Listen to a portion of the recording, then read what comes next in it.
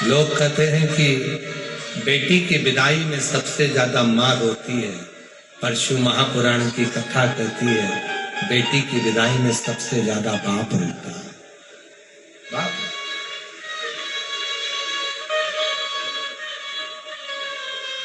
लोग कहते हैं बेटी की विदाई में सबसे ज्यादा माँ रोती है, पर शिव महापुराण की कथा कहती है बेटी की विदाई में सबसे ज्यादा बाप रोता है, पिता रोता है।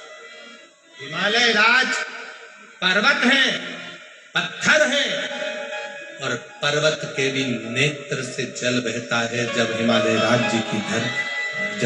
राज की पुत्री पार्वती शिव जी के साथ विवाह करता है।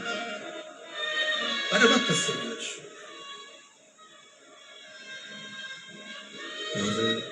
बाबुल भी रोए, बेटी भी रोए, माँ के कलेजे के टुकड़े। बाबुल भी रोए, बेटी भी रोए, माँ के कलेजे के टुकड़े। कैसा जुलम है हाय हर जाई, कोई जन्म दे कोई ले जाए। बाबुल भी रोए, बेटी भी रोए, माँ के कलेजे के कैसा जुलम। जिस माँ ने 9 महीना गर्भ में रखा, पाल पोस कर बड़ा करा, विवाह का समय आता है और बेटी की विदाई हो जाती है। हिमालय राज ने पार्वती को गले लगाकर कहा, लाडो जा रही हो, दो कुल की मर्यादा का ध्यान रखो। बेटा एक कुल को तारता है पर बेटी 2 कुल को तारती है। 2 कुल की जवाबदारी, 2 कुल की जिम्मेदारी एक बेटी पर होती है। तुम जा रही हो पर याद रखना दोनों कुल की जवाबदारी तुम्हारी जिम्मेदारी।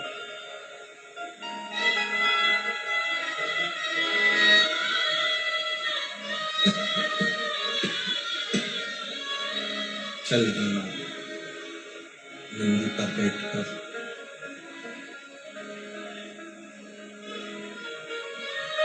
और बाबा देव अधिदेव महादेव भगवान शिव पार्वती जी को लेकर नंदी पर बिठाकर चले गए। शायद दुनिया की पहली शादी थी जिसमें लड़की शादी के बाद अपने ससुराल जाती है, पर भोलेनाथ जी की धर्म पत्नी मां पार्वती को लेकर शिव जी सबसे पहले शमशान गए।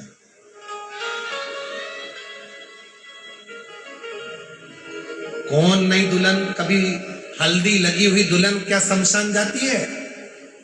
पर मां जगत जननी जगदम्बा अम्बा पार्वती जी जब विदा हुई अपने पिता के घर से, तो दूल्हे के साथ शिव जी के साथ सबसे पहले शमशान गई।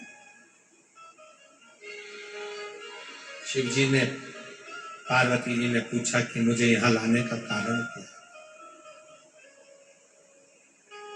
विदाई होने के बाद तो सीधे पिता के घर जाना था, फिर मुझे यहाँ क्यों लेकर? यहाँ मुझे लाने का कारण क्या है? शंकर भगवान ने कहा मैं तुझे दिखाने के लिए लेकर आया हूं कि